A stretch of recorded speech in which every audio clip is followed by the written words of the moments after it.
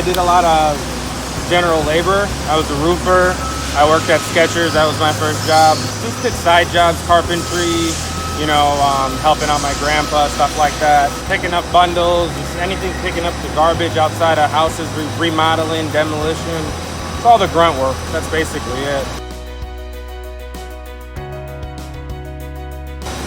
That in those fields, you're basically working more physically, and here, manufacturing, it's more mental. So it allows you to not only grow physically, because you obviously have to move parts and do certain things daily, but also it helps you elevate yourself mentally because you're constantly thinking. It's also better for your brain, Anybody can pick up garbage, but not anybody can run a Swiss. Well, I heard that there's a lot of great opportunity, great training, and I'm trying to learn more and grow more. I've learned how to offset Swisses, because prior to this I was only running lathes.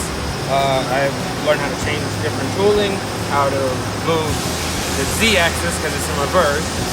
Also, I've learned the proper procedures to checking parts that are made from Swisses that use different components and instruments than other machines. And I've also learned how to do the paperwork. And my daily routine, first articles, last pieces, and just I've learned how to run good parts. Honestly, I heard about it through my supervisor. He asked me if I was interested, and I told him yes, anything that I could utilize to grow and learn more, I'm willing to do it, because that's what I'm here for, to learn, grow, become better than yesterday.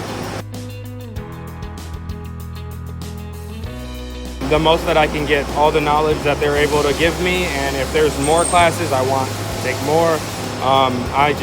I'm making the most out of any opportunity that they give me.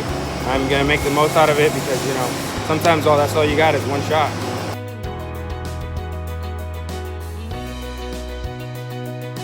That I learn something new every day.